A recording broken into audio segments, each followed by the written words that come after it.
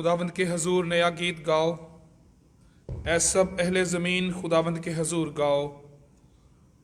खुदावंद के हजूर गाओ, उसके नाम को मुबारक कहो। रोज़ बरोज़ उसकी निजात की बशारत दो। कौमों में उसके जलाल का, सब लोगों में उसके अजायब का बयान करो। क्योंकि खुदावंद बुजुर्ग और नहायत सिताइश के लायक है। वो सब माबूदों से ज़्यादा ताज़ीम के लायक है, इसलिए कि और कौमों के सब माबूद महज बुत हैं, लेकिन खुदावंद ने आसमानों को बनाया। अज़मत और जलाल उसके हजूर में है, कुदरत और जमाल उसके मकदस में। ऐ कौमों के कबीलों, खुदावंद ही की तमजीद व ताज़ीम करो। खुदावंद की ऐसी तमजीद करो जो उसके नाम के शायान है। हदिया लाओ और उसकी बारगाहों में आओ। पाक आराइश के साथ खुदावंद को सजदा करो। ऐ सब अहले ज़मीन उसके हजूर कांपते रहो। कौमों में ऐलान करो कि खुदावंद सल्तनत करता है। जहान कायम है और उसे जुम्बश नहीं। वो रास्ती से कौमों की अदालत करेगा। आसमान खुशी मनाए और ज़मीन शादमान हो। समंदर और उसकी मामूरी शोर मचाएं। मैदान और जो कुछ उसमें है बाग बाग हों। तब जंगल के सब दरख्त खुशी से गाने लगेंगे खुदावंद के हजूर, क्योंकि वो आ रहा है। वो ज़मीन की अदालत करने को आ रहा है। वो सदाकत से जहान की और अपनी सच्चाई से कौमों की अदालत करेगा। जलाल बाप और बेटे और रूहुल कुद्स का हो, जैसे इब्तिदा में था, अब भी है और हमेशा तक रहेगा। आमीन। आए हम दुआ के लिए अपने सरों को झुकाएं। खुदा कादर मुतलक बाप, हमारे ज़िंदा अज़ली और अब्दी खुदा, हम तेरा शुक्र करते हैं तेरे बेटे खुदावंद यीशु मसीह के लिए, क्योंकि तूने अपने बेटे यीशु के वसीले से फजल किया, सेहत व तंदुरुस्ती दी और हमें इस काबिल किया कि हम तेरे इस मुकद्दस दिन में इकट्ठे हो सकें। खुदावंद हम इस जगह के लिए शुक्र करते हैं जहाँ पर हम इकट्ठे होकर इबादत कर सकते हैं। दुआ करते हैं खुदावंद अपने फजल से हम सबको संभाल, हमारे ईमान को मजबूत कर। खुदावंद जितने लोग यहाँ पर इबादत के लिए आ रहे हैं, सबको अपने पाक रूह की मामूरी दे, पाक रूह का मसा बख्श दे और तेरे पाक रूह से मामूर होकर आज की इबादत से सभी बरकत पा सकें। इसी तरह जितने लोग ऑनलाइन हमारे साथ शामिल हैं, खुदावंद हमारा ईमान है कि तो अपने लोगों के साथ मौजूद है। तेरे बेटे यीशु ने कहा कि जहाँ भी 2 या 3 मेरे नाम से जमा हो, मैं उनके बीच में हूँ। खुदावंद हम यीशु के नाम से उनके लिए भी दुआ करते हैं कि तो अपने तख्त और अपनी हजूरी के वसीले से उन्हें भी बरकत बख्श दे। तो उनके साथ और उनके ईमान को भी मजबूत कर। तमाम दुनियावी सोचें और फिक्रें तेरे बेटे खुदावंद यीशु मसीह के नाम से जाती रहें। और खुदावंद आज जितने लोग आज इबादत में किसी तकलीफ, बीमारी, परेशानी के साथ शामिल हुए हैं, तेरे बेटे खुदावंद यीशु मसीह के नाम से आज शिफा लें, मौजज़ात लें और ईमान की मजबूती और तसल्ली पाएँ। खुदावंद तू सारी इबादत में हमारे साथ और हमारी हिफाजत कर। हमारे ख्याल और ध्यान तेरी तरफ लग जाएं, तेरा अबर यहाँ पर छा जाए, तेरे पाक रूह की मामूरी हर एक को मिले। गीत गाने में हमारी रहनुमाई करते हुए क्वायर भी तेरे पाक रूह से मामूर रहे, तेरे पाक रूह की मामूरी आ जाए। तो एक एक फ़र्द को छू, ताकि वो हमदो सना में हमारे अच्छे रहनुमा हो सकें। तेरे बेटे खुदावंद यीशु मसीह के नाम से मांग लेते हैं, आमीन।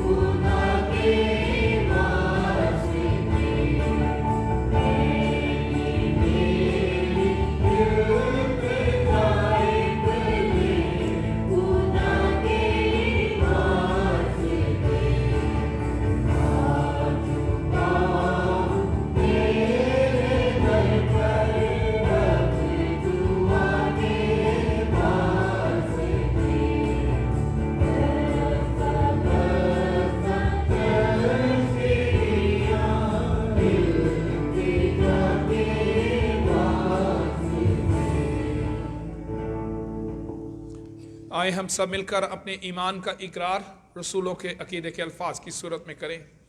ये रसूलों का अकीदा हमारे मसीही ईमान और अकायद का मजमुआ है, और जब हम अपने ईमान का इकरार अपनी ज़ुबान से मिलकर यक ज़ुबान होकर करते हैं तो हम अपने मसीही ईमान को मजबूत बनाते हैं।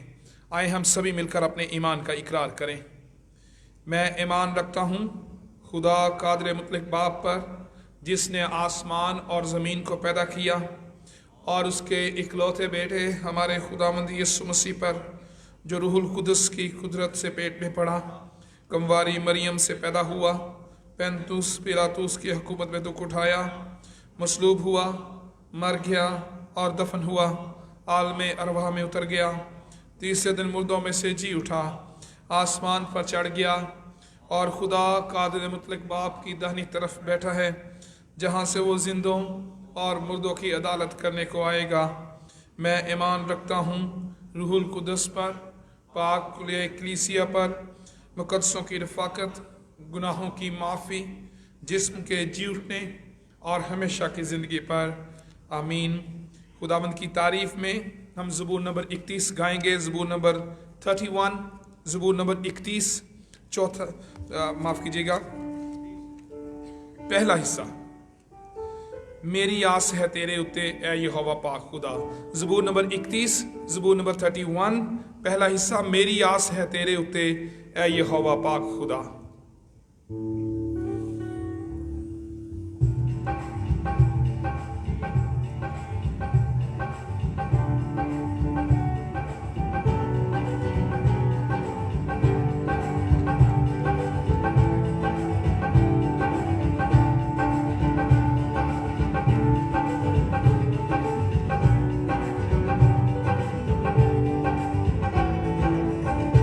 मेरी आस है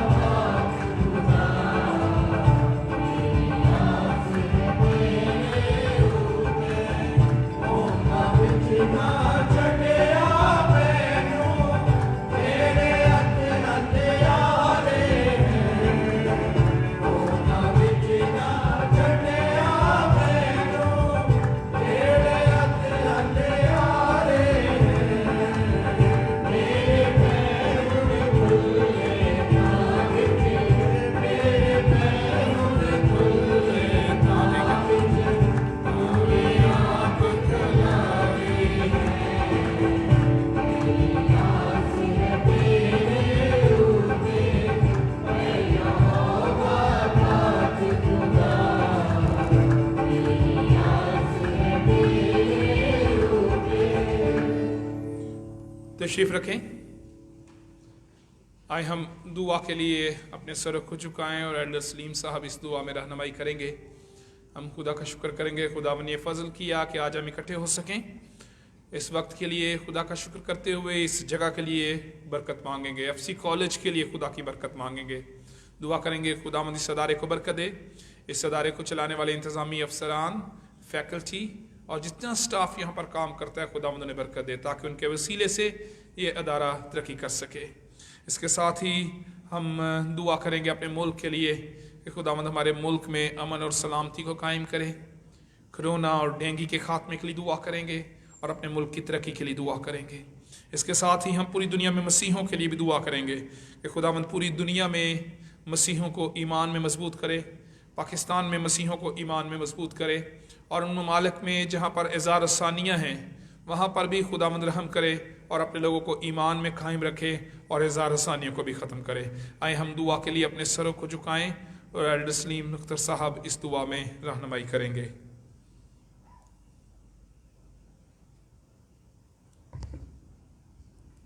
हम दुआ के लिए अपने सरों को झुकाएं। ज़मीन और आसमान के खालिक और मालिक, बड़ी आजिज़ी और फरोतनी खाकसारी के साथ आज दिन के लिए तेरा शुक्र अदा करते हैं। हमारी ज़िंदगियों में एक और नया दिन बख्श दिया।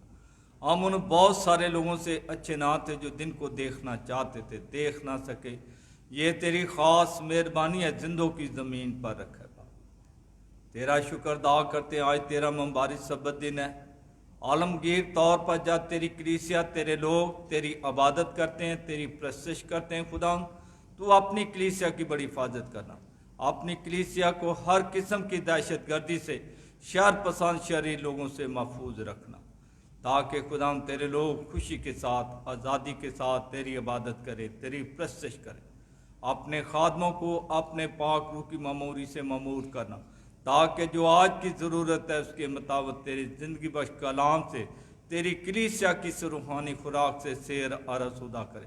अपनी कलीसिया को भी बड़ा फजल दे ताकि खुदा तेरी कलीसिया उस कलाम को सुनकर उसको अपने दिलों में रखे और अपनी ज़िंदगियों से तेरी गवाही और तेरा जलाल ज़ाहिर करे। खुदा तेरा शुक्र अदा करते हैं अपनी कलीसिया के लिए जो खुदा तूने FC कॉलेज में कायम कर रखी है। इसकी हिफाजत के लिए, इसकी सलामती के लिए, बरकत के लिए, सरफराजी के लिए खुदा तुझसे मिन्नत और दरख्वास्त करते। तू हमारी कलीसिया को हर किस्म की परेशानियों से, बीमारियों से, नागानी फात से, हादसात से महफूज रखना। फजल बात ताकि खुदा ये दिन ब दिन तुझ में बढ़ती जाए और तेरे नाम की गवाही और तेरा जलाल ज़ाहिर करने का सबब बने। खुदा तेरे खादम के लिए तेरा शुक्र अदा करते। खुदा जो तूने अपनी कलीसिया की पासबानी के लिए, खबरगिरी के लिए खुदा मुकर्रर किया, खुदा उसे खुदा यहाँ पर तू अपनी कलीसिया के लिए, अपने जलाल के लिए कसरत से इस्तेमाल कर। खुदा तूने अपने खादों को बड़ी बरकत बख्शी और फजल दे ताकि खुदा तेरे पाक रूह की मामूरी से तेरी कलीसिया की और रूहानी तरक्की के लिए खुदा और कसरत से खुदा तू अपने खादों को इस्तेमाल कर। खुदा तेरा शुक्र अदा करते हैं। जितने लोग आ चुके हैं उनके लिए तेरा शुक्र अदा करते हैं, जो अभी भी रास्ते में उनको बाहिफाजत, ताकि सब मिलकर खुदा खुशी के साथ तेरी इबादत करे, तेरी प्रस्तश करे।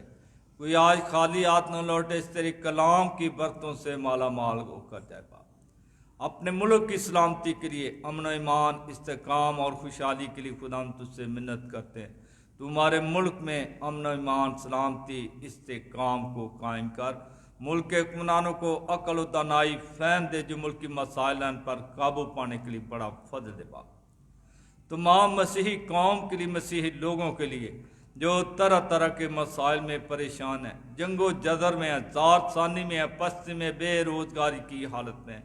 खुदा तू अपनी कौम को सरबलंद कर, सरफराज कर, हिकमत से बार, दानाई से बार, ईमान में मजबूत कर, ताकि ईमान में मजबूत हों और तेरी गवाही, तेरा जलाल ज़ाहिर करे। जिस तरह खुदा तूने अपनी कौम बन इसराइल को बरकत दी है, सरफराजी दी है, सरबलंद किया, वही तेरी बरकत खुदा तमाम मसीही कौम पर, मसीही लोगों पर मानते बा।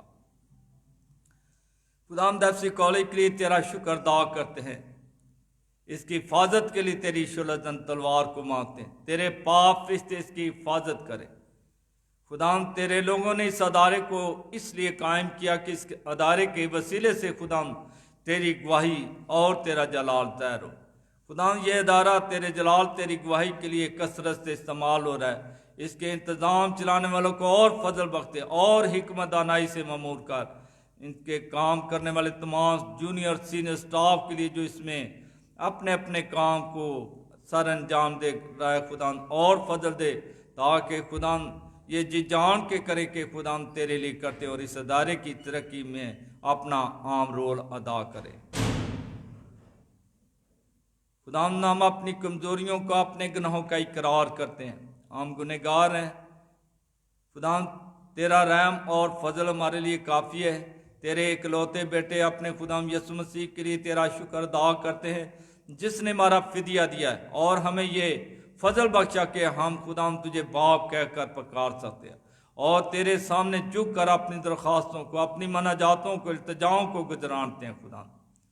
खुदाम तुम्हारे मुल्क से इस डेंगू की बीमारी को, कोरोना वायरस को, तमाम दुनिया से खुदाम जिस कोरोना वायरस की बीमारी को खुदाम तू दूर अपना जलाल ज़ाहिर कर, अपना मौजा ज़ाहिर कर, अपना रहम कर यसु, अपना फजल कर, ताकि खुदाम तेरे लोग बहाल हों, दुनिया में मैशत सरगर्मियाँ बहाल हों, लोग खुशहाल हों, लाए तौर पर तेरी शुक्रगुजारी करें, तेरी इबादत करें, तेरी प्रस्तश करें और तेरे नाम को जलाल देने का सवाब बने। जो लोग खुदाम इस वारिस के स्वाब से बीमार हैं, उनके लिए खुदाम तेरी की मिन्नत करते हैं, तू उन्हें शफा दे, वो सेहतयाब होकर तेरी शुक्रगुजारी करे और तेरे नाम को जलाल देने का सबब बने। बाप, इस इबादत में शुरू से आखिर तक तू अपना पाक रूह कसरत से नाज़िल कर। खुदाम तुम्हारी इस दुआ को सुन और कबूल कर, अपने बचाने वाले खुदाम यसु मसीह के जलाली कुदूस नाम के वसीला से मांगते हैं, आमीन।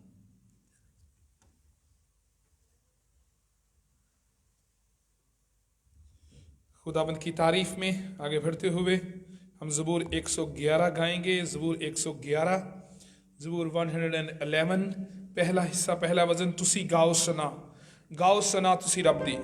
ज़बूर नंबर 111।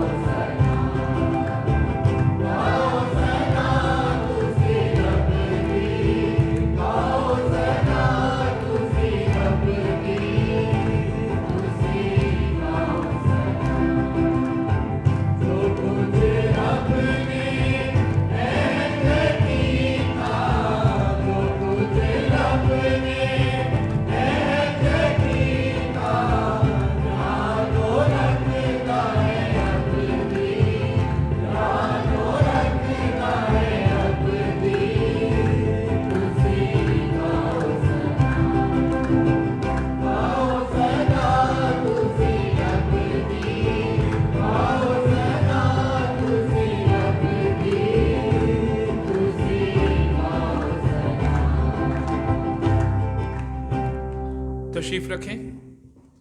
आए हम एक बार फिर दुआ के लिए अपने सरों को झुकाएं और हम ये शिफाया दुआ करेंगे। हमारा ईमान है कि ईमानदार जब इकट्ठे मिलकर एक दिल होकर दुआ करते हैं तो यीशु के नाम से मौजज़े होते हैं।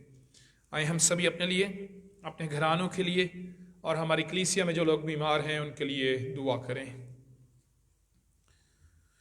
खुदा कद्दूस, हमारे ज़िंदा अज़ली और अब्दी खुदा, हम तेरा शुक्र करते हैं, तेरे नाम की तारीफ़ करते हैं, क्योंकि तू भला और तेरी शफ़क़त अब्दी है और तेरी वफ़ादारी पुश्त दर पुश्त रहती है।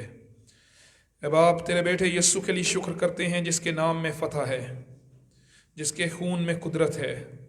और खुदावंद, हम बड़े ईमान के साथ अपने आप को तेरी हजूरी में पेश करते हैं।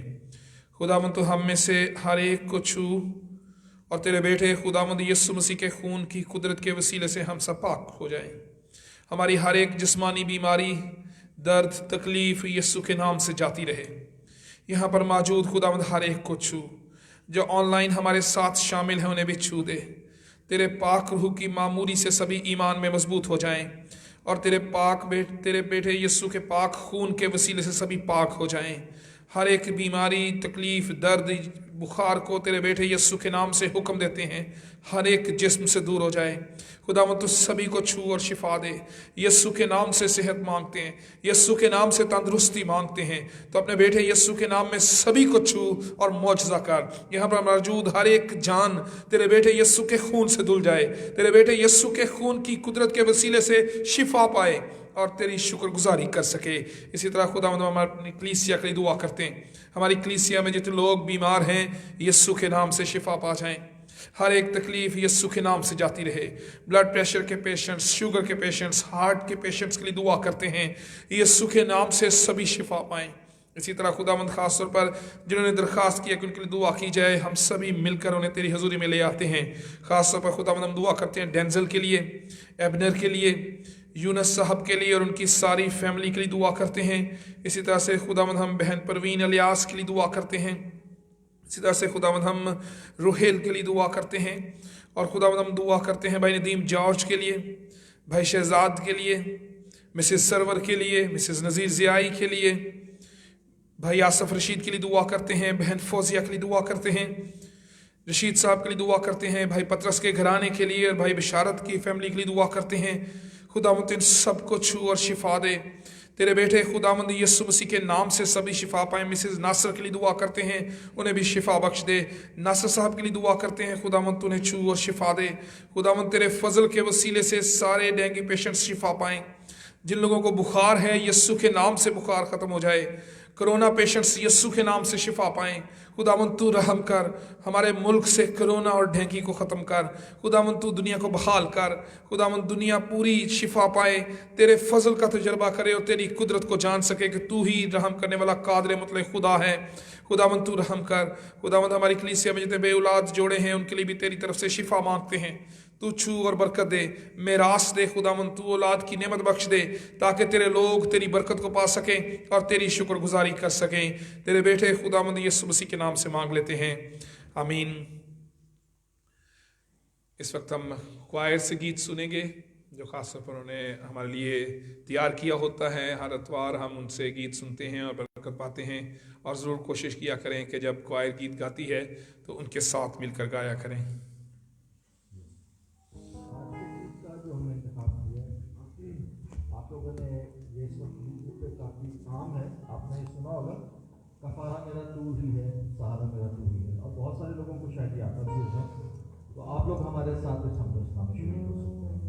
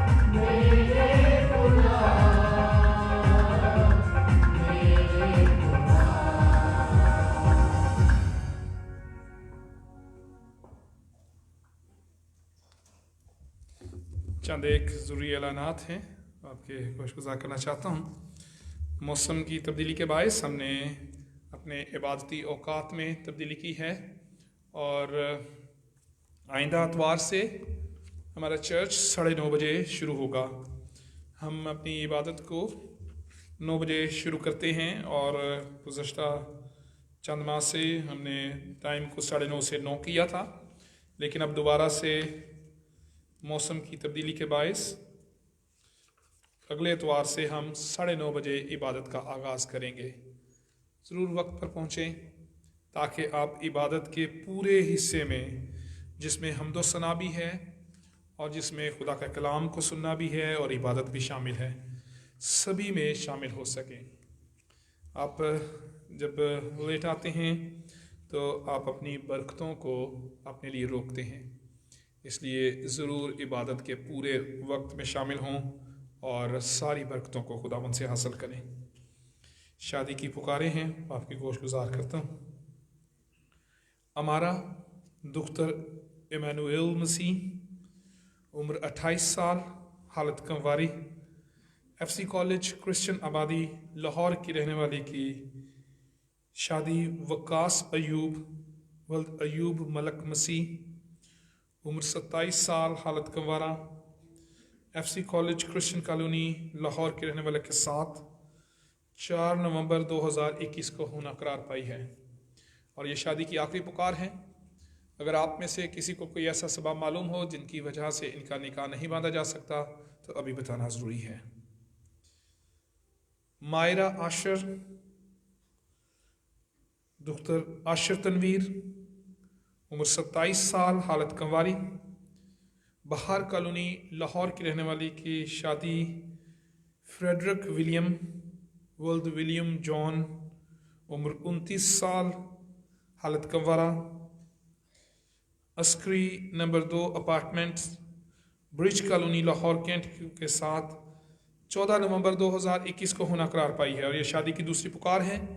अगर आप में से किसी को कोई ऐसा सबब मालूम हो तो अभी बताना ज़रूरी है। आस्तर बूटा दुख्तर बूटा मसीह, उम्र 28 साल, हालत कंवारी, वफाकी कॉलोनी लाहौर की रहने वाली की शादी रिजवान मसीह वल्द अमानत मसीह, उम्र 26 साल, हालत कंवारा, क्रिश्चियन कॉलोनी फिरोजवाला ज़िला शेखपुरा के रहने वाले के साथ 20 नवंबर 2021 को होना करार पाई है और ये भी शादी की पहली पुकार है। अगर आप में से किसी को कोई ऐसा सबब मालूम हो जिनकी वजह से इनका निकाह नहीं बांधा जा सकता तो अभी बताना ज़रूरी है। जैफ वल्द जॉर्ज बूटा, उम्र 31 साल, हालत कंवारा, अलामा इकबाल टाउन लाहौर के रहने वाले की शादी ताजगी ज़फ़र दुख्तर फिलिप ज़फ़र मोरस, उम्र 28 साल, हालत कंवारी, अलियास कॉलोनी मुस्लिम टाउन लाहौर के रहने वाली के साथ 20 नवंबर 2021 को होना करार पाई है और ये भी शादी की पहली पुकार है। अगर आप में से किसी को कोई ऐसा सबब मालूम हो जिनकी वजह से इनका निकाह नहीं बांधा जा सकता तो अभी बताना ज़रूरी है। इसके बाद हमेशा के लिए खामोश रहना होगा। आए हम कलाम मुक़द्दस की तिलावत को सुने। नए अहदनामे में से इफ्सियों के नाम पालूस रसूल का ख़त, उसका 4था बाब, उसकी 25वीं आयत से लेकर 32वीं आयत तक। नए अहदनामे में से इफ्सियों के नाम पालूस रसूल का ख़त, उसका 4था बाब, 25वीं आयत से लेकर 32वीं आयत तक। Paul's epistle to Ephesians chapter 4 verses 25 to 32। कलाम मुक़द्दस की तिलावत के लिए हम सब खड़े होंगे और इस तिलावत में हमारा रहनुमाई बेटी नबीला नफ्ताली करेंगी।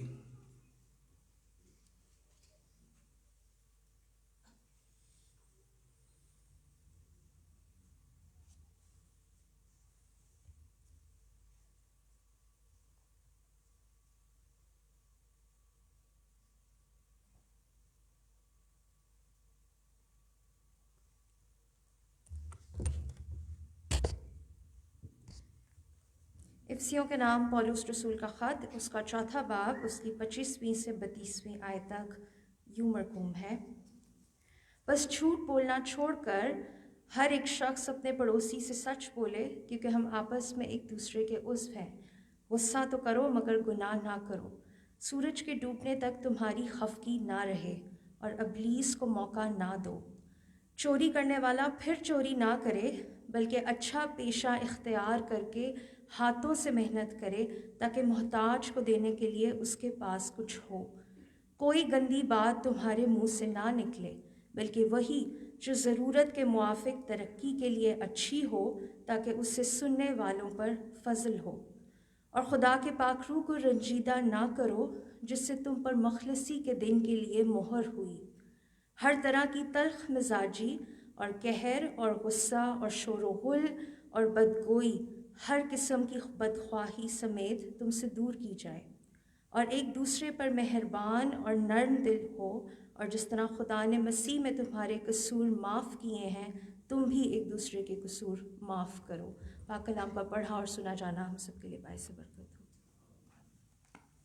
खुदावंद के कलाम को सुनने से पहले हम दुआया रूह में गीत गाएंगे। गीत नंबर 379, 379, यसु छू। गीत नंबर 379, गीत नंबर 379, यसु छू, यसु छू।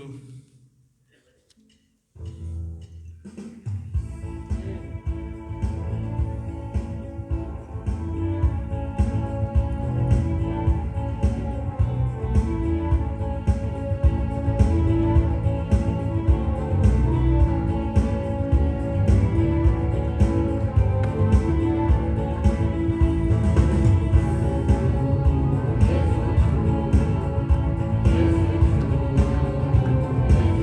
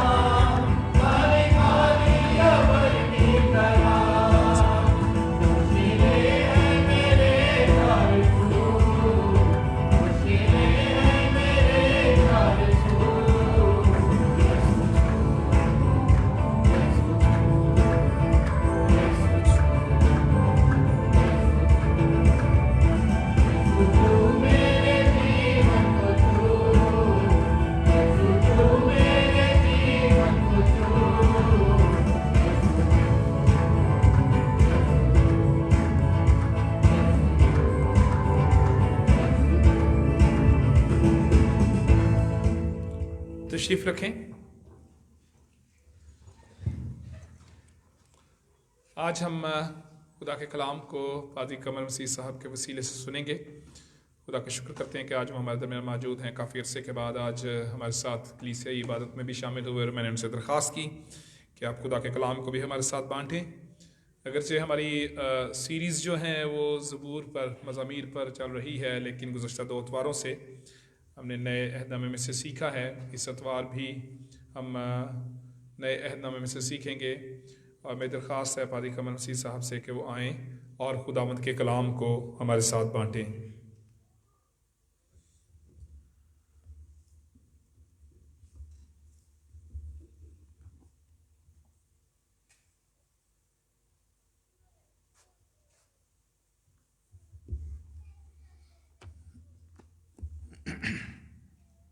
शुक्रिया पादी साहब।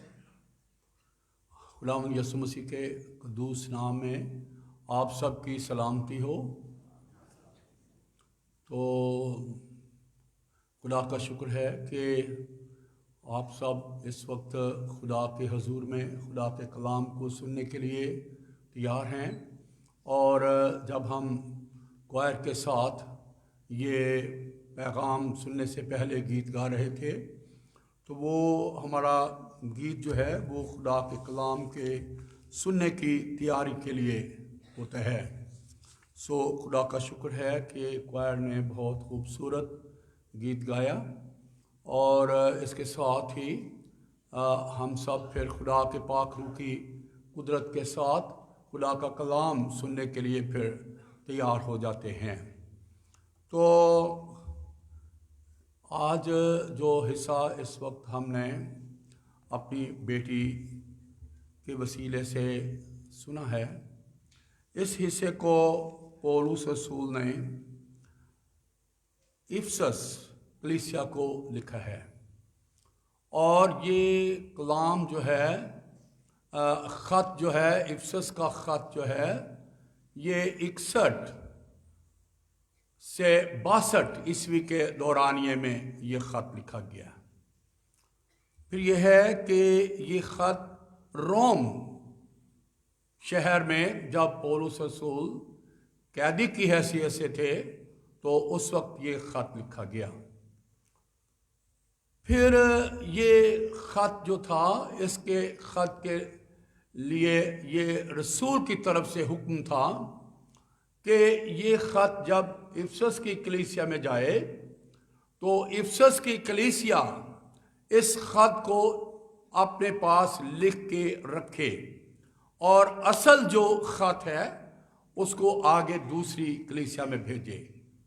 इसी तरह से फिर उस कलीसिया के लिए ये हुक्म था कि वो इस ख़त को लिख के उसकी कॉपी करके अपने पास रखे और असल ख़त जो है वो आगे दूसरी कलीसिया में भेजे। तो इस तरह से ये जो इफसियों का ख़त, कुलसियों का ख़त और फैलेमून का ख़त जो है, इन खतूत को गश्ती खतूत कहते हैं। सो ये ख़त जो है ये दूसरी कलीसियाओं के लिए भी, सारी कलीसियाओं के लिए था। ये सिर्फ इफसस की कलीसिया के लिए ही नहीं था। और आज खुदा का शुक्र है कि ये ख़त जो है, जो कलाम है, ये हमारी अपनी ज़ुबान में हम तक पहुंचा और ये आज ख़त जो है, ये कलाम जो है, ये हम सब के लिए है। तो ये ख़त जो है, इस ख़त में पहला ये जो इसका मरकज़ी मज़मून है वो कलीसिया है। इस ख़त का मरकज़ी मज़मून कलीसिया है। और जब कलीसिया इसका मरकज़ी मज़मून है तो पहले जो अबवाब हैं उनमें हम ये देखते हैं कि कलीसिया का आगाज़ कैसे हुआ और फिर कलीसिया जो है उसका जो है कि दुनिया में कैसे वजूद हुआ। और फिर हम सबसे पहले ये बात देखते हैं इस ख़त में कि खुदा ने बनाए आलम से पेशतर ही कलीसिया को चुन लिया था। ये बड़ी खूबसूरत बात है। और फिर ये है कि ये जो इफसस की कलीसिया है, इसमें जो चौथे बाब से जो हिस्सा शुरू होता है, इस खत के इस हिस्से से आगे जो है ये तालीमी हिस्सा है। कलीसिया को तालीम दी गई है। चौथे बाब से शुरू करते हैं और आखिरी आयत तक ये तालीमी हिस्सा है।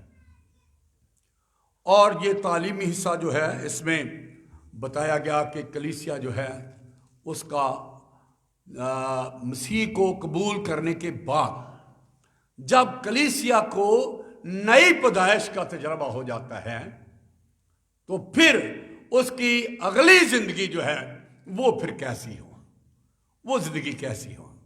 यानी खुदावंद यीशु मसीह को कबूल करने पर जब हमारी जिंदगी में खुदा का पाक रूह आ जाता है, तो फिर कलीसिया के लोगों की जिंदगी कैसी हो। और ये जो हिस्सा हमने तलावत किया है अपनी बेटी के साथ मिलके, इसमें यह है कि कलीसिया का जो चाल चलन है या कलीसिया का अखलाकी मियार जो है वो कैसा हो, वो कैसा हो। सो आज हम इस हिस्से में से ये सीख रहे हैं।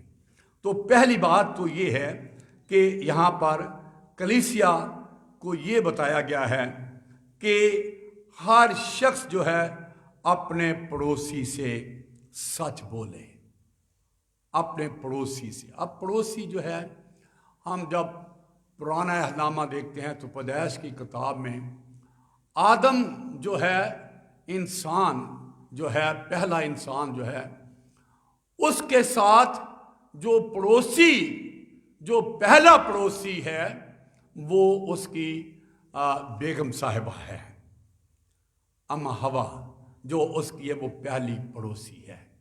इसी तरह से जब हम इस दुनिया में रहते हैं तो हर मर्द जो है उसका पड़ोसी, जो पहला पड़ोसी है वो उसकी अहलिया मुबारक है। ये ज़रूर याद रखें। उसके बाद फिर उसके घर के बच्चे जो हैं, बहन भाई जो हैं, रिश्तेदार हैं, वो सारे आ जाते हैं।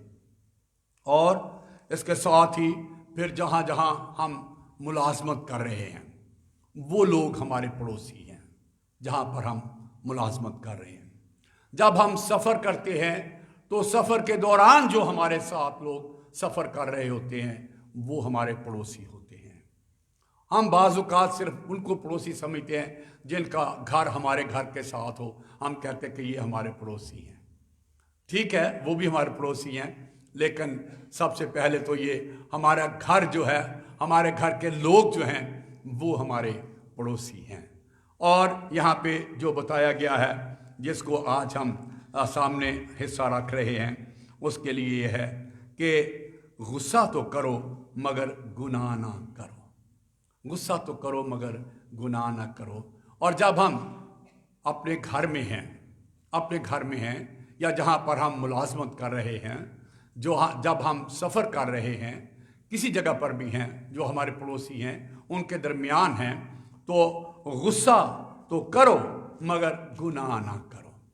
अब यहाँ ये जब गुस्से की बात आती है तो उसमें देखें कि जब गलतिया की कलीसिया को पौलुस रसूल ने खत लिखा तो उस खत में जो जिस्म के काम बताए गए हैं, जिस्म के काम और पाक रूह का फल जो है उसमें फर्क बताया गया। और जो जिस्म के काम हैं उनमें एक काम जो है वो गुस्सा है, वो गुस्सा है। और जब गुस्सा है तो गुस्सा इस तरह से हर शख्स में आता है, खा वो भाई हो, खा बहन हो, बेटा हो, बेटी हो, वो इस वजह से गुस्सा आता है जब हमारी मर्जी के खिलाफ वो बात हो जाए, जब हम अपनी मर्जी या अपना इरादा पूरा नहीं कर पाते तो हम में गुस्सा आ जाता है।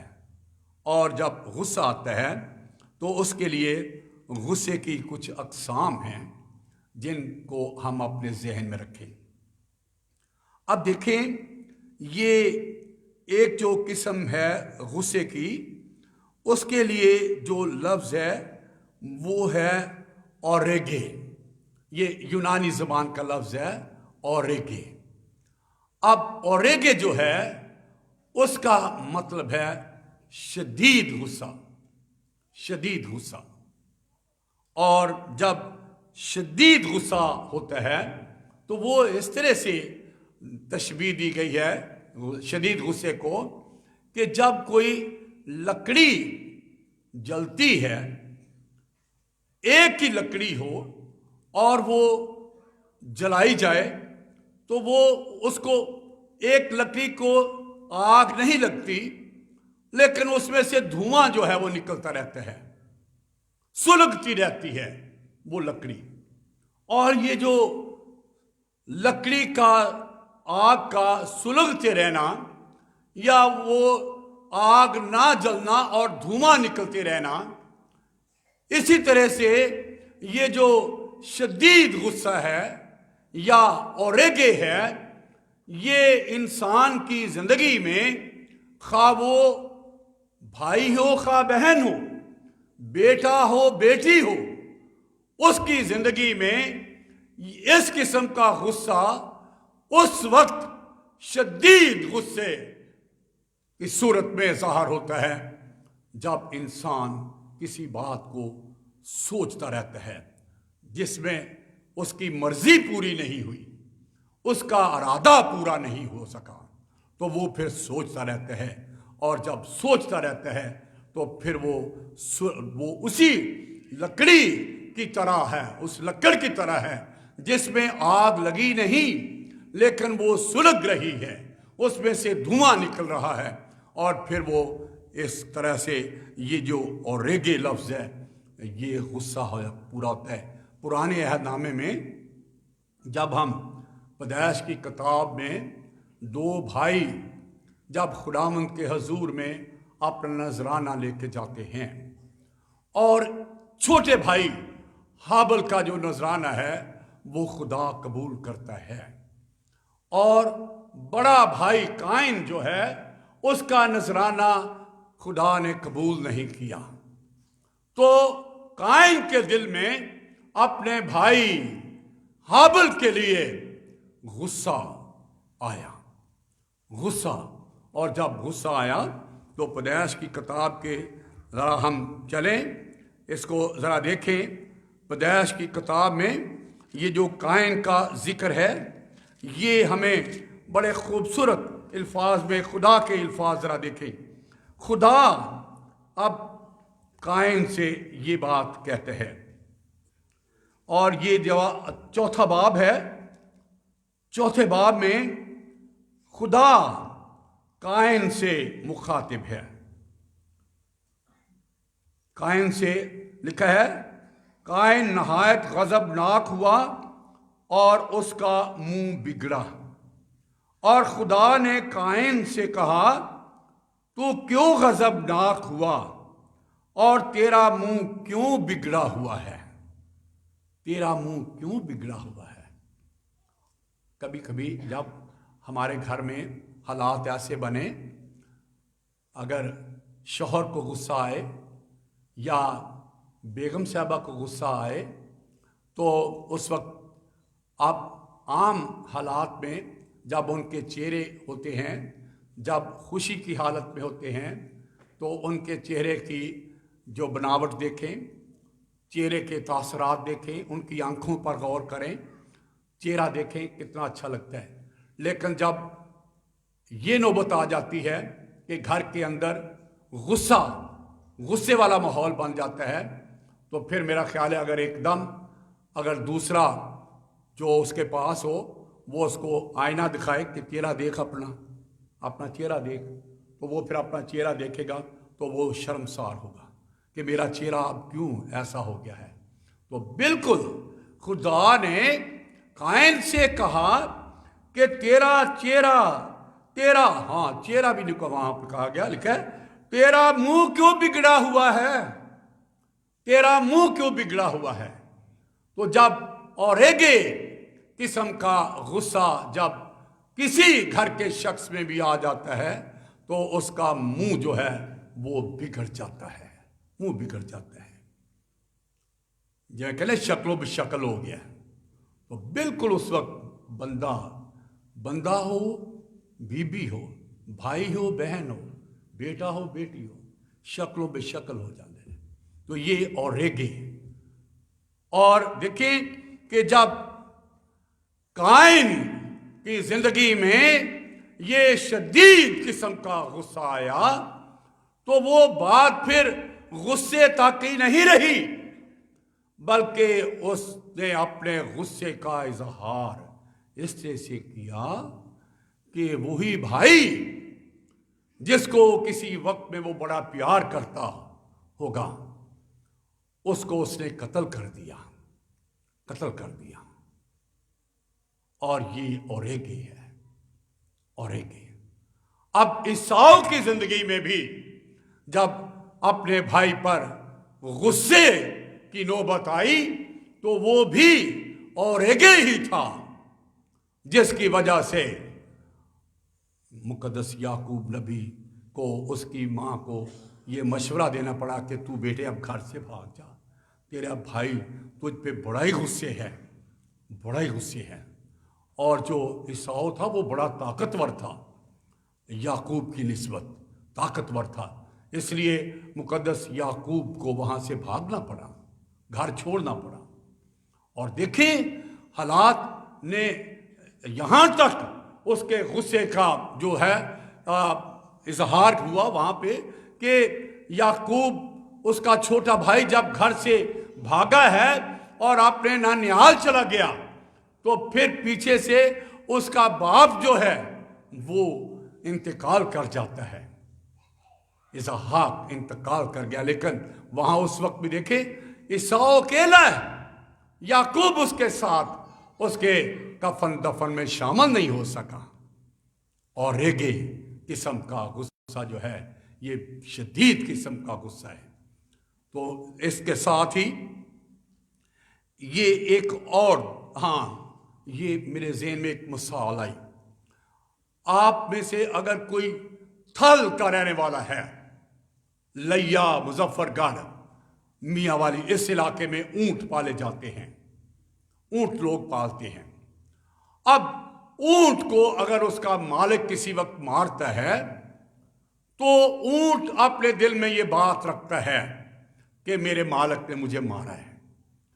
और जब ऊंट देखता है कि मेरा मालिक अब अकेला है, यहां नजदीक कोई शख्स नहीं जो इसे बचाए, तो ऊंट फिर उस पर हमला करता है।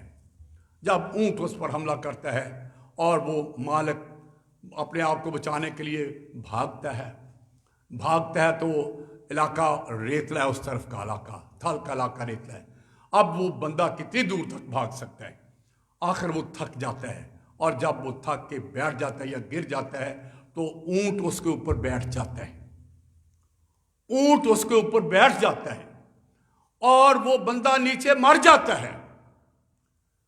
घर के लोग जब देखते हैं कि हमारा बंदा वापस नहीं आया तो फिर तलाश के लिए लोग निकलते हैं उसको कि देखे वो बंदा कहाँ रह गया। और जब वो ऊंट भी वापस नहीं आया होता तो फिर वो तलाश करते करते जब पहुंचते उस जगह पे, वो ऊंट के निशानों पर पहुंचते हैं, पाँव के निशान पर लगे हुए पहुंचते हैं तो वहाँ पे ऊंट बैठा होता है। फिर उसको वो बड़ी मुश्किल से उठाते हैं, लाठियों के साथ मार मार के उसको उठाते हैं और नीचे से मरे हुए अपने बंदे को, अजीज को निकालते हैं। तो ये और रेगे जो गुस्सा है ये ऊंट की किस्म का गुस्सा है, ऊंट की किस्म का सा गुस्सा है। तो मेरे भाइयों, मेरी बहनों, ये गुस्सा बहुत खतरनाक गुस्सा है, बहुत खतरनाक गुस्सा है।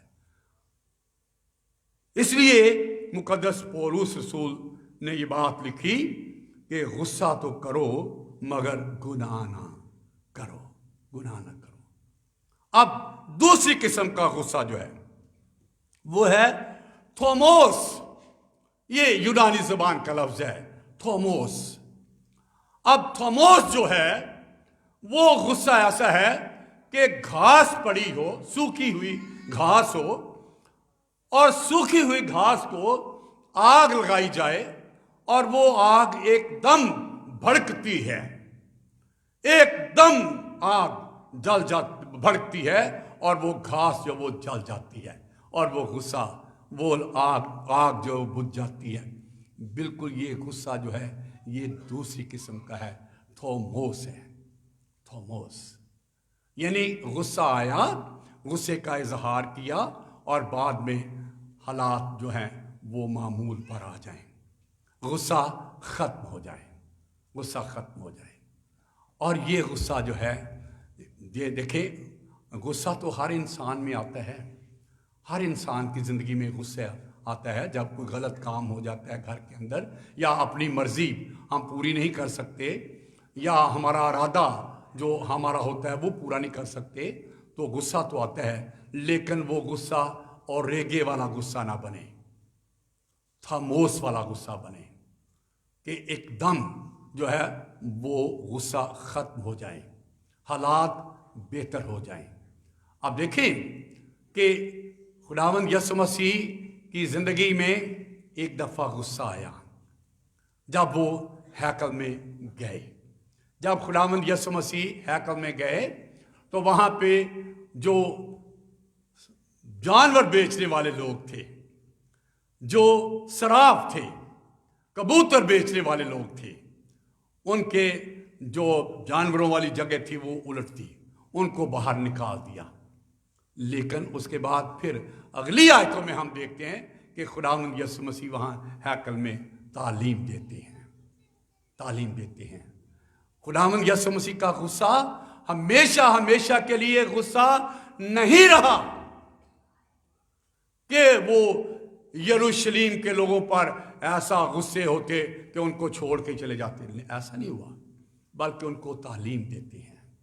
इसी तरह से मेरी बेटियों, मेरे भाइयों, मेरी बहनों, मेरे बेटों, ये बात ज़रूर याद रखें कि खुदावंद यीशु मसीह ने जब पहाड़ी वास किया तो मुकद्दस मत्ती रसूल 5वें बाब में ये बात लिखते हैं।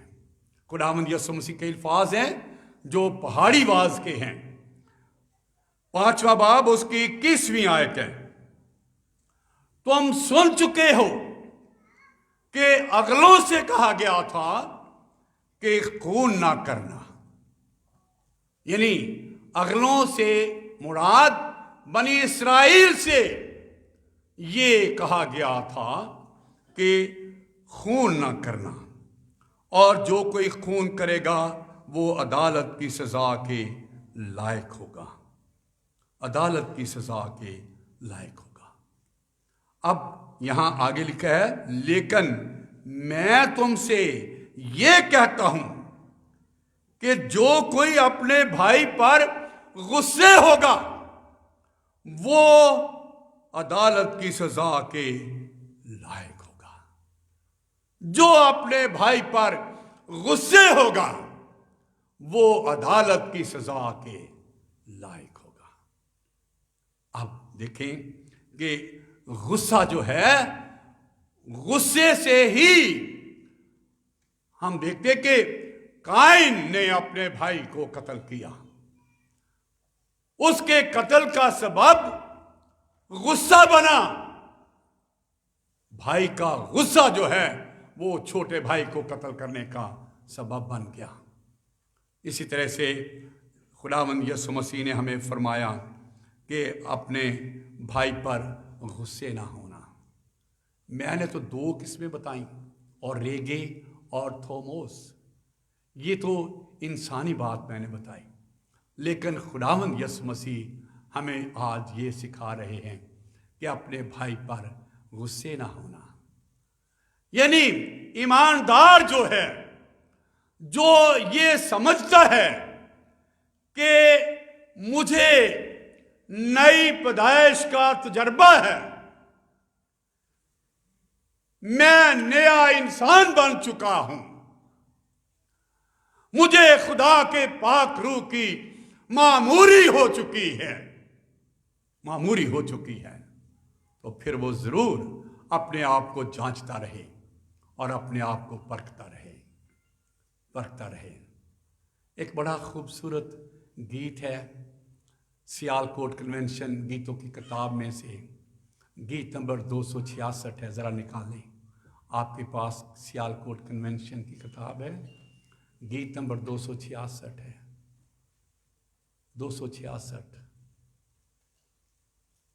266, गीत नंबर 266। वहाँ पे लिखा है, काश के यीशु की खूबियां मुझ में हों, काश के यीशु की खूबियां मुझ में हों, उसका जोश और मोहब्बत मिले मुझको, रूह इलाही तू आ मुझको फिर से जला, ताकि यीशु की खूबियां मुझ में हों। खुदावंद आप सबको बरकत दे।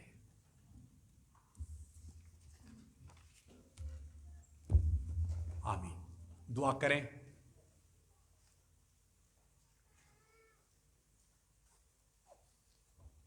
आए हम दुआ के लिए अपने सर को झुकाएं और एल्डर मखदूम साहब दुआ में रहनुमाई करेंगे।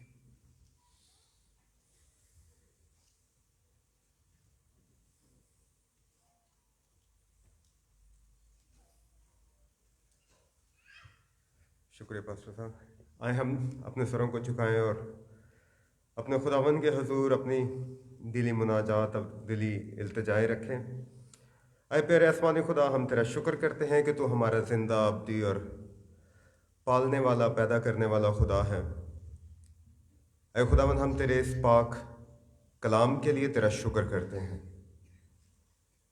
आए खुदावन, हम अपने दिलों को खोलते हैं और तेरी तरफ रजू करते हैं। आए खुदावन, तू अपने चेहरे का नूर हम पर जलवागर फरमा, पाक रूह की मामूरी दे आए खुदावन, ताकि हम अपने आप को जांचें और परखें कि खुदावन हम तेरे बेटे खुदावन यीशु मसीह के दिए गए हुक्मों के मुताबिक चलते हैं या नहीं। ऐ खुदावन, ताकि हम अपने आप को परखें कि अपनी अकल नई हो जाने के साथ साथ हम अपनी सूरत को भी बदलते हैं। ऐ खुदावन, कि हम इंसानों से तो मुमकिन नहीं, लेकिन तेरे फजल से ऐ खुदावन सब कुछ हो सकता है। ऐ खुदावन, अपने चेहरे का नूर हम पर जलवागर फरमा, अपने फजल का हाथ हम पर बढ़ा, ताकि हम तेरे बेटे के कलाम के मुताबिक अपनी सूरत बदलते जाएं और ऐ खुदावन तेरे बेटे का मजाज हमारे मजाज में मिलता जाए। खुदावन, ऐ खुदावन, हम पर अपने फजल का हाथ बढ़ा, हमारी दुआओं को सुन और कबूल कर। एक दफ़ा फिर हम अपने पास्टर साहब और इस पुरफजल कलाम के लिए, इस बुज़ुर्ग के लिए ऐ खुदावन बरकत चाहते हैं, इनकी औलाद को, इनके ख़ानदान को बड़ी बरकत है, मसीह यीशु नासरी के नाम में, आमीन। खुदावंद की तारीफ में हम गीत नंबर 140 गाएंगे, 140। दिल के दाग को धोए कौन, लहू जो के क्रूस से जारी। गीत नंबर 140, गीत नंबर 140, और इसके साथ ही हम अपने हदिये भी खुदावंद की हजूरी में पेश करेंगे।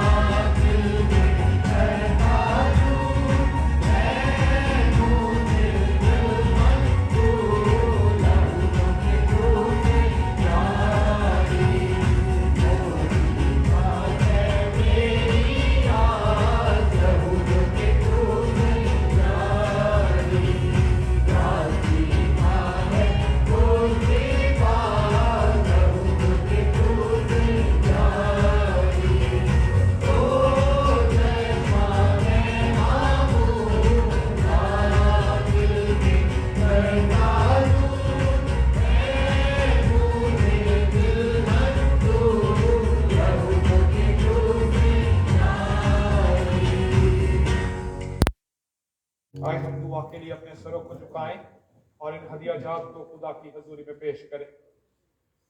खुदा कद्दूस, हमारे जिंदा असली और अब्दी खुदा, हम तेरा शुक्र करते हैं कि तूने ये फजल किया कि हम इकट्ठे हो सकें और आज इकट्ठे होकर तेरी इबादत कर सकें, तेरी हमद के गीत गा सकें और तेरे कलाम को सुन सकें और तेरी मेज पर आने के लिए खुद को तैयार कर सकें। खुदावंद, इन हदियाजात के लिए भी तेरा शुक्र करते हैं जो तेरी दी हुई बरकत में से तेरे लोगों ने तुझे लौटाए हैं। तमाम देने वालों को बड़ी बरकत बख्श दे, हमारी कलीसिया को रूहानी तौर पर और दुनियावी तौर पर बड़ी खुशहाली बख्श दे और ये बख्श दे कि हमारी कलीसिया कौमी सतह पर यीशु के नाम की गवाही के लिए तैयार हो सके। खुदावंद, दुआ करते हैं कि ये हफ्ता हमारे लिए मुबारक ठहरे, हम महफूज हो जाएं, कोरोना से, डेंगू से महफूज हों और तेरा हाथ हम सब पर बढ़ जाए। हमारे घरानों के एक एक पद खुदावंद को अपने हाथ के साए में महफूज रख। तू बरकत दे खुदावंद और हिफाजत और निगहबानी कर, शिफा दे और जो लोग बीमार हैं तेरे बेटे यीशु के नाम से शिफा पाएं। मसीह यीशु के नाम में मांग लेते हैं, आमीन। तशरीफ रखें। एल्डर साहबान आ जाए मेरी मदद के लिए ताकि हम शायर बानी को सर्व कर सकें।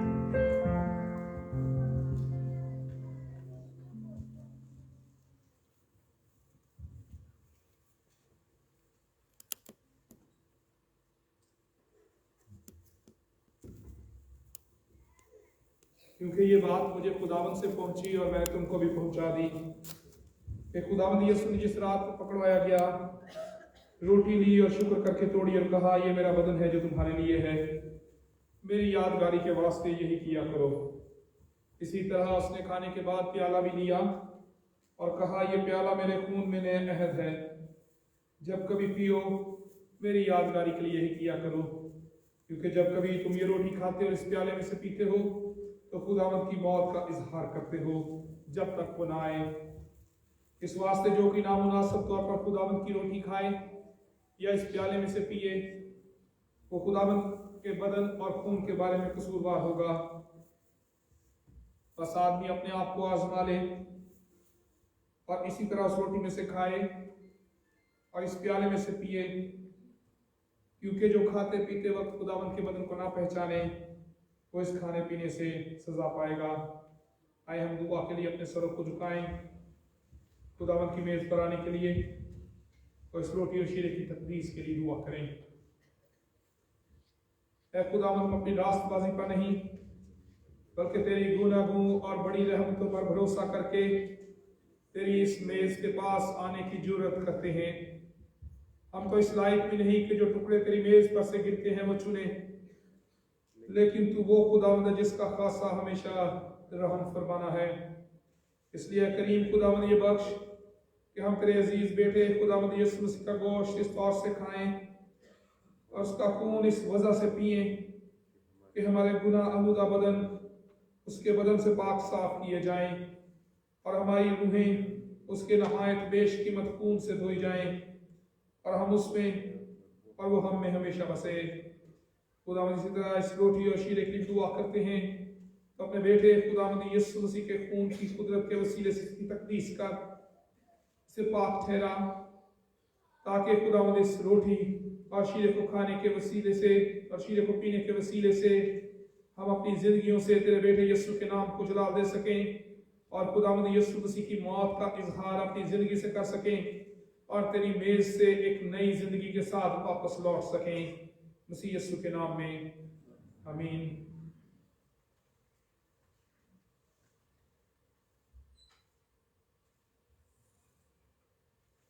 खुदावंद यीशु मसीह ने जिस रात को पकड़वाया गया, रोटी ली और शुक्र करके तोड़ी और अपने शागिर्दों को देकर कहा कि ये मेरा बदन है जो तुम्हारे वास्ते तोड़ा जाता है।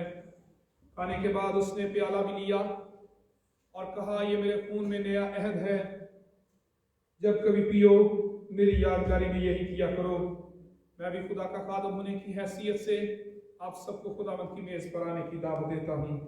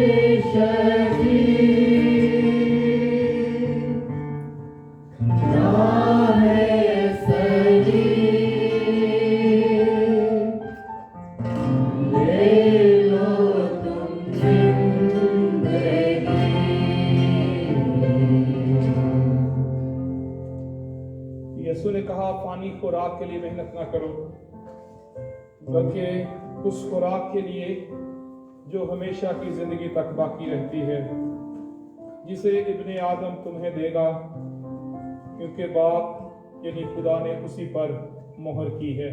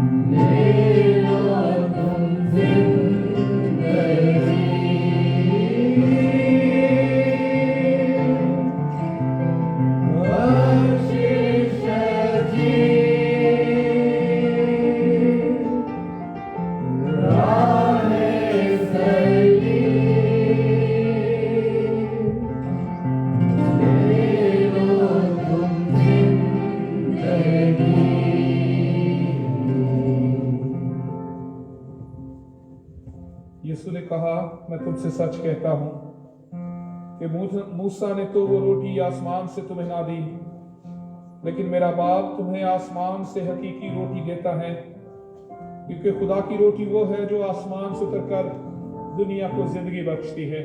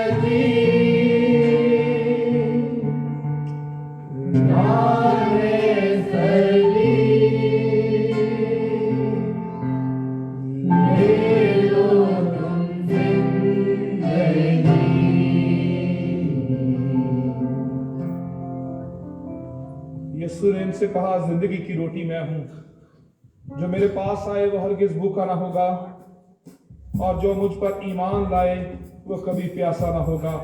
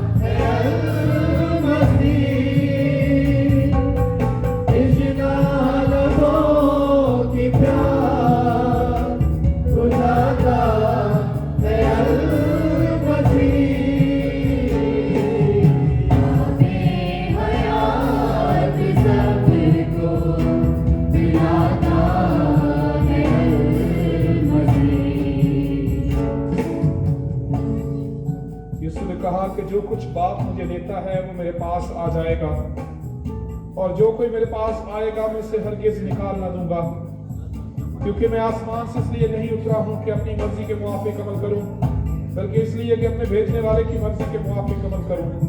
और मेरे भेजने वाले की ये मर्जी है कि जो कुछ उसने मुझे दिया है मैं उसमें से कुछ खो ना दूं, बल्कि उसे आखिरी दिन फिर जिंदा करूं।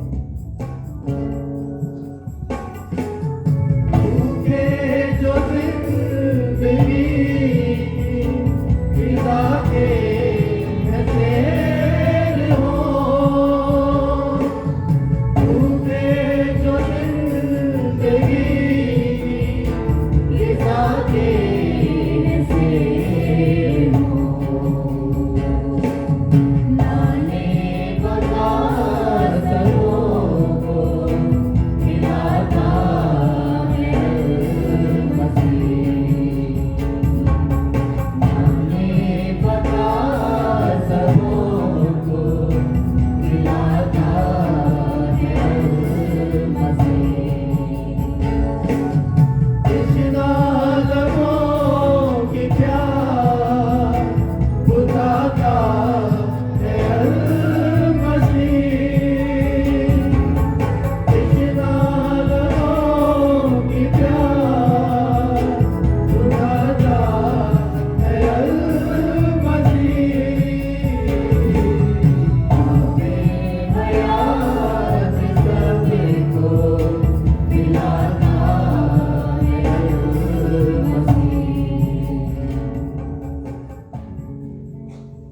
यीशु ने कहा, जिंदगी की रोटी मैं हूं।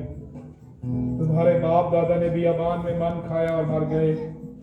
ये वो रोटी है जो आसमान से उतरती है, ताकि आदमी उसमें से खाए और ना मरे।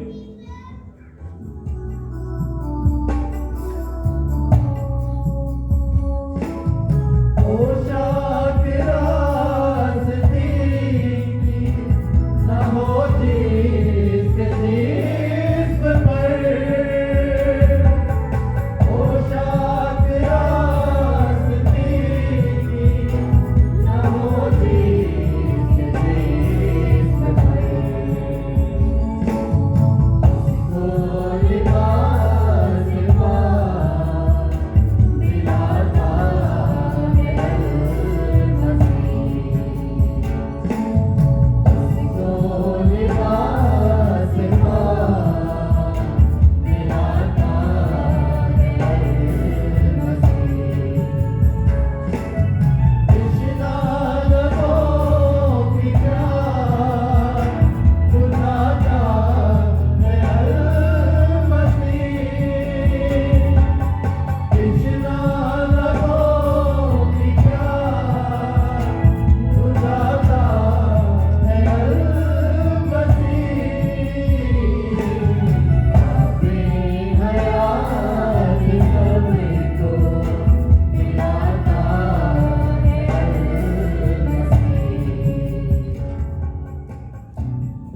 यीशु ने कहा, मैं हूं वो जिंदगी की रोटी जो आसमान से उतरी।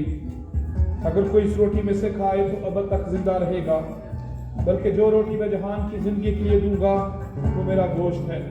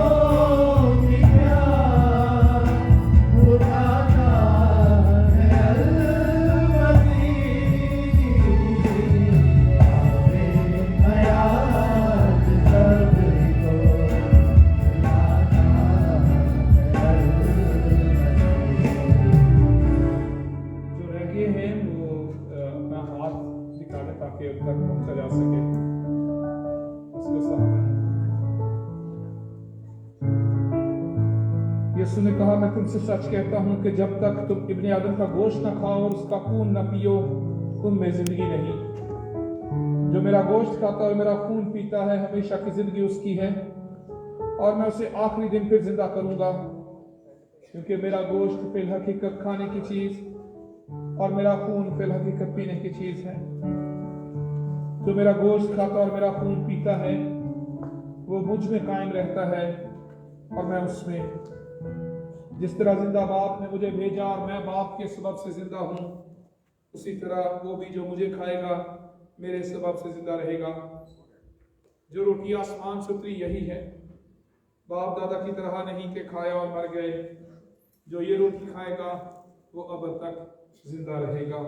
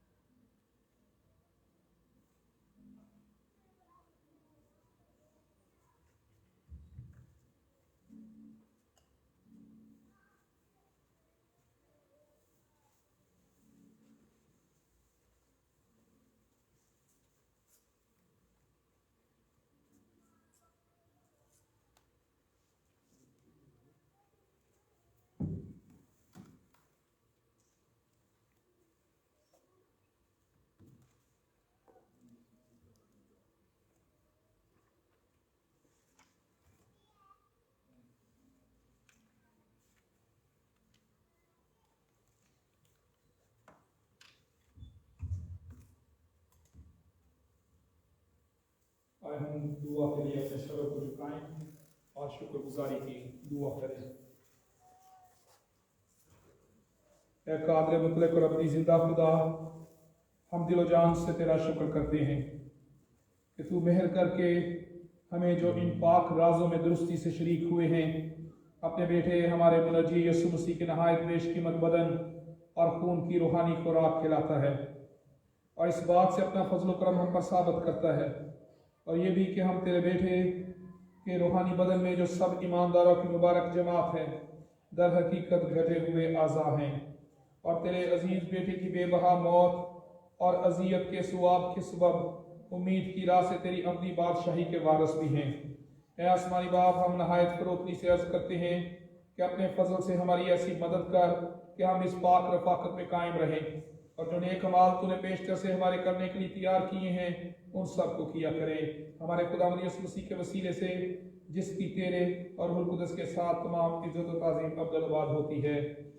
आलम बाला पर खुदा का जलाल और ज़मीन पर सुलह और बनी आदम से रजामंदी हो। ऐ खुदावंद खुदा आसमानी बादशाह, खुदा कादिर मुतलक बाप, हम तेरी हमद करते और तुझे मुबारक कहते हैं, तेरी प्रस्तुश करते और तेरा जलाल जाहिर करते हैं, और तेरे बड़े जलाल के लिए तेरा शुक्र करते हैं। ऐ खुदावंद इकलौते बेटे यीशु मसीह, ऐ खुदावंद खुदा, खुदा के बर्रे बाप के बेटे, तू जो जहान का गुनाह उठा ले जाता है हम पर रहम कर। तू जो जहान का गुनाह उठा ले जाता है हम पर रहम कर। तू जो जहान का गुनाह उठा ले जाता है हमारी दुआ कबूल कर। तू जो खुदा बाप के दहने बैठा है हम पर रहम कर, क्योंकि तू ही कदूस है, तू ही खुदावंद है। ए मसीह, तू ही रूहुल कुद्दस के साथ खुदा बाप के जलाल में आला है। आमीन। आए हम सभी खड़े होकर खुदावंद की सिखाई हुई दुआ में शरीक हों। ए हमारे बाप, तू जो आसमान पर है, तेरा नाम पाक माना जाए, तेरी बादशाही आए, तेरी मर्जी जैसे आसमान पर पूरी होती है जमीन पर भी हो। हमारे रोज की रोटी आज भी बख्श दे, और जिस तरह हम अपने कसूरवार को माफ करते हैं, तू भी हमारे कसूर में माफ फरमा। हमें आजमाइश में न ला, बल्कि बुराई से बचा, क्योंकि बादशाही और कुदरत और जलाल हमेशा तेरे ही हैं। आमीन। खुदा का इत्मीनान जो समझ से बिल्कुल बाहर है, तुम्हारे दिलों और ख्यालों को खुदा और उसके बेटे हमारे खुदावंद यीशु मसीह की पहचान और मोहब्बत में महफूज रखे, और कादिम के खुदा बाप और बेटे और रूहुल कुद्स की बरकत हमेशा तुम पर हो और तुम्हारे साथ रहे। आमीन।